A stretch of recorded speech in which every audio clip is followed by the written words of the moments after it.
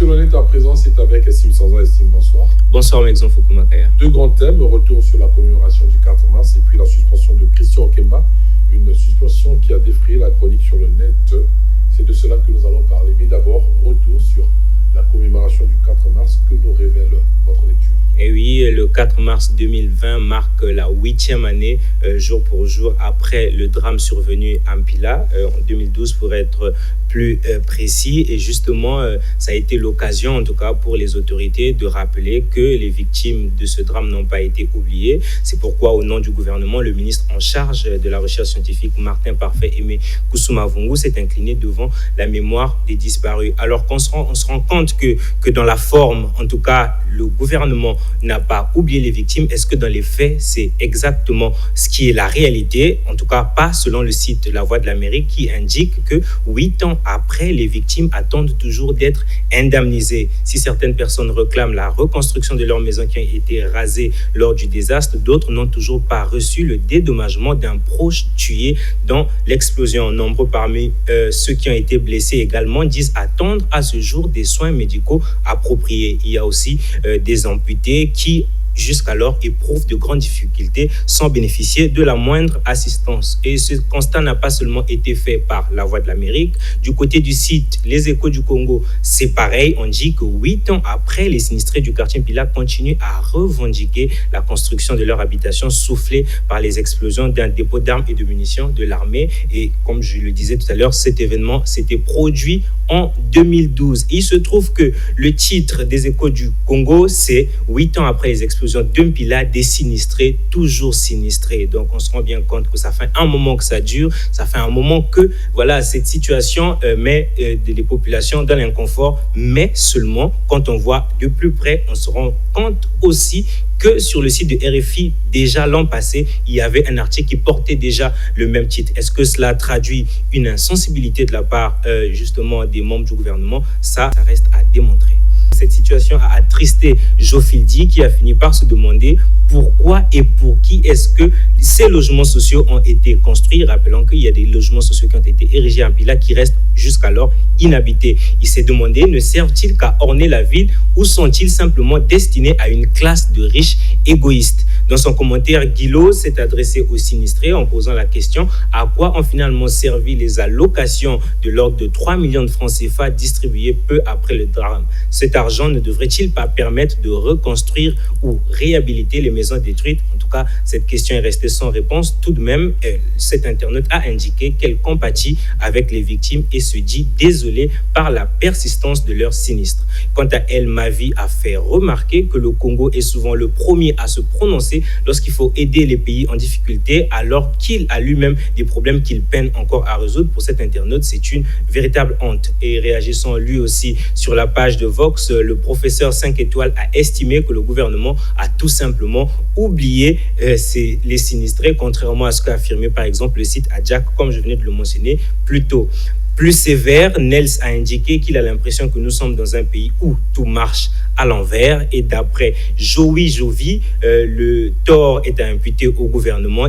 Il est allé jusqu'à se demander si ce dernier travaille réellement pour améliorer le quotidien du peuple. Océan, un autre internaute a été forcé de constater que 8 ans après le drame de Mpila, les logements sociaux ne sont toujours pas attribués aux sinistrés, alors que certains ont même déjà été achetés par des hommes influents du pays. Pour lui, si on ne peut pas donner aux populations le minimum vital, qu'est-ce que les pouvoirs publics ont réellement à offrir à celle-ci en dehors des beaux discours? À son avis, il y a une inadéquation entre la vision du chef de l'État et celle des personnes qui l'accompagnent dans sa mise en œuvre. Et on termine avec la réaction de Will qui a été forcé de constater à travers cette situation qu'aux yeux du gouvernement, en réalité, il n'y a pas des Congolais du Nord ou des Congolais du Sud. Nous sommes tous considérés au même pied d'égalité puisqu'il y a des problèmes aussi bien à Ngamakoso qu'à Mfilo par exemple. Il a donc invité les fils et filles du pays à ne pas développer la haine de l'autre sur les seules bases ethniques, alors qu'en fin de compte, c'est tout le monde qui fait les frais d'une politique qu'il juge irresponsable. Il faut donc voir dans son commentaire un appel à l'unité entre les peuples afin que cesse le tribalisme. Venons-en à Christian Okemba, cette information qui a fait couler tant d'encre, on va même dire tant de salive au niveau des populations grandavilloises et même nationales. Oui, je vous savais impatient d'en arriver là. Et voilà, nous y sommes enfin. Christian Roger Okemba, qui a été élu le 24 août 2017 et aujourd'hui au cœur de l'actualité, mais pas pour des informations reluisantes. En tout cas, il a été élu maire en 2017, comme je le disais, et il disait déjà autrefois que être maire de Brazzaville, c'est un sacerdoce qui consiste à veiller au quotidien à la vie des citoyens en matière d'aménagement, de logement, de transport et de santé. Il va falloir que la ville de Brazzaville soit une ville attrayante à l'instar d'autres villes du monde. Tout cela a l'air bien beau, mais seulement un peu moins de 3 ans plus tard. Où est-ce que nous en sommes? Alors, ce même Christian Okemba est éclaboussé par une affaire plutôt rocambolesque, mais bien avant de vous détailler les faits, sachez que plus tôt au cours du mois de février, il y a un document déjà qui avait émergé sur les réseaux sociaux qui était signé par le vice-maire Okana, qui disait que plus d'1 milliard de francs CFA ont été consacrés entre autres au projet d'éclairage de l'île Mbamou ainsi que l'aménagement des structures sanitaires et scolaires, et il est à noter qu'aucun de ces projets n'a connu un début d'exécution. Toujours dans cette même période-là, il y a des habitants de la commune de Ouenze qui avaient, lors d'une rencontre, demandé au maire de la ville de faire un bilan de l'opération 100 jours, une opération qu'il avait lancée avec FAST, comme pour dire qu'il allait pouvoir redonner le sourire à la ville capitale. Il se trouve que peu après, pour être plus précis, le 26 février, ce sont cette fois-ci les conseillers municipaux qui ont désavoué le maire de Brazzaville et ont lui reproché une mauvaise gestion des finances de la collectivité locale de Brazzaville pour les exercices 2018 et 2019. Et il n'en fallait pas plus, justement, parce que juste après cela,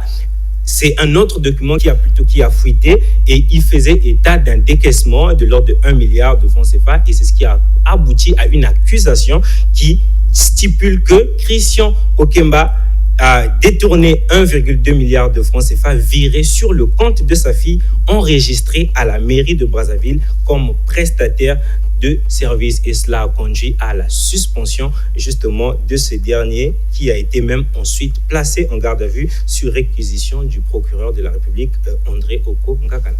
Et j'imagine que la presse en ligne d'un côté puis les internautes de l'autre ont réagi. Oui, il y a eu des réactions pour le site Congo Page. La mise en parenthèse de Christian Roger Okemba constitue un premier succès dans la lutte contre le vol des deniers publics qui va dans le sens de l'histoire. Mais le site relève quand même que voilà, il n'y a pas de quoi s'en réjouir pour autant, puisque aucune enquête n'a jamais été menée, par exemple, sur la gestion de son prédécesseur qui a passé plus d'une dizaine d'années à la tête de la mairie de Brazzaville. Chez les internautes, il y a également eu des réactions et voilà, je m'en vais vous les lire. Le premier dit: il paraît que c'est impossible de parler de la bonne gouvernance au Congo-Brazzaville parce que toutes les autorités sont corrompues jusqu'à la moelle osseuse, mais les faits semblent démontrer tout autre chose. C'est en tout cas ce qu'a dit Joe Delin dans le commentaire a précédé celui de Roca, qui a salué cette mesure punitive et qui espère que la même rigueur va s'appliquer à tous les niveaux pour assainir la gestion de l'État, car les antivaleurs n'ont que trop duré. Ne souhaitant pas tomber dans le piège du triomphalisme, Gaël a estimé que n'eût été la vigilance et le tollé sur les réseaux sociaux, ce maire serait toujours là et continuerait sans doute à détourner tranquillement les fonds alloués au fonctionnement de la mairie. Et visiblement peu satisfait par la sanction du maire de Brazzaville, Alban, un autre internaute, a demandé au pouvoir public de commencer par enquêter sur la destination finale de l'argent réservé aux générations futures. Et il n'en fallait pas plus pour éveiller ou susciter un peu une réaction d'un autre internaute qui a dit qu'il faut plutôt chercher à savoir où sont passés les 200 millions que le gouvernement congolais avait soi-disant envoyés aux étudiants congolais en Chine, car il semblerait que ceux-ci ne l'ont pas reçu. C'est une information qui reste à vérifier, je le signale, et il n'en fallait pas plus pour faire réagir Précieux, qui estime qu'il faut arrêter de distraire la population, car d'après lui, Christian Roger Okemba aurait été arrêté parce qu'il n'a pas coopéré avec ceux qu'il qualifie de gros calibre. C'est un avis que ne partage pas totalement mon désir. Pour cet autre internaute,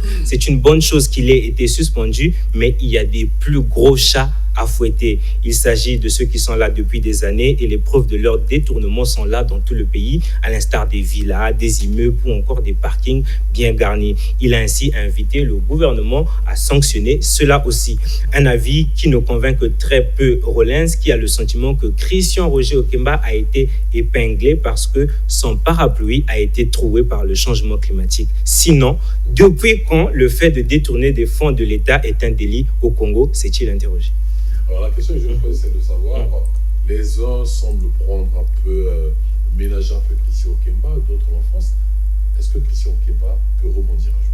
Là, c'est une bonne question, mais la réponse serait difficile à donner. Mais déjà, cela fait l'objet d'une réflexion qui est disponible sur le site vox.cg, www.vox.cg. Il y a un éditorial consacré à ce sujet et on peut déjà lire dans cet éditorial que la suspension du maire de Brazzaville peut être interprétée comme le début de la traque des pilleurs des deniers publics et qui peut-être va ouvrir le début de la fin, on va dire, de l'impunité dans le pays. Mais la question de savoir concrètement s'il est prêt à rebondir, il faudrait d'abord savoir comment est-ce que cette situation va évoluer, est-ce qu'il sera relâché, mais après, il ne faudrait pas aussi qu'on se laisse emporter par voilà, une autosatisfaction, je pourrais dire, parce qu'on se rappelle aussi que des personnes comme Jean-Didier Elongo étaient autrefois incarcérées. Aujourd'hui, les Congolais connaissent un peu la suite, donc il ne serait pas étonnant que demain, que l'on retrouve Christian Roger Okemba, justement, dans les rues de Brazzaville. Mais aussi, il y a un politologue qui a, au micro de VOA,